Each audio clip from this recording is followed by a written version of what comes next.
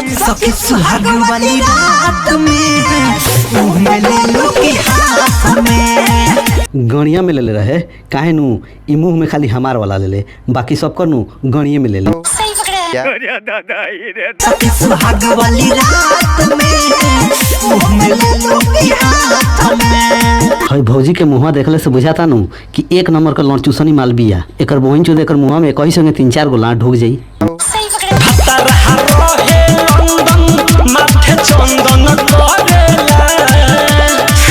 लहंगा उठावा के अभिनंदन करेला।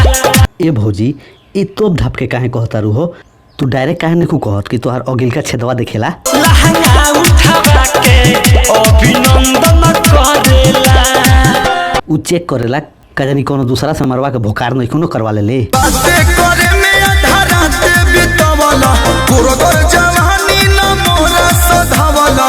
ए कल्लू भैया ऐसे पहले कि ये भौजी के हम गणिया मार दी तू एकरा के पेला नहीं तो ये भौजी जे गरमाइल बिया नु ई सरवा जाके कोनो दूसरा से मरवा ली तू एकरा के पेलत काहे नहीं खमर दे।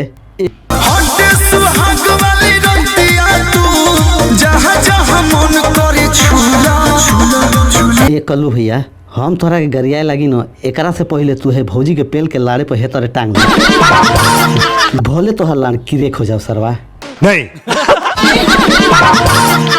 हाथ में लेना तो मुंह में धरा दे। एक है सारी भैया ऐसे नहीं मन तो कह देता कि हाथे में ले लेने तो गाड़ी में ढुका दे।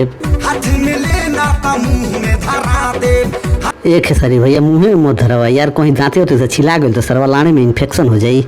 धरा देव तो का करबू आ धरा देबा तो धरा दो तोहार सामान बा हमनी के कल ना आवत जाता तो भौजी के मुँहे में धरावा उनका गाड़ी में ढुकावा चाहे उनका अगला का छेदवा में ढुकावा बाकी हई जे तक हिलाव ताड़ा ना कहीं गलती से तोहार लाड़वा बहरे निकल गई भौजी का अगला छेदवा में ढुक गई तो भौजी यही जो दांत चियार के मर जाई। तो भाई लोग आज के वीडियो में बस इतना ही फिर भेंट होइएगा और वीडियो में वीडियो को लाइक कर दिया लोग भाई लोग बहुत मेहनत लगल वीडियो बनाए में।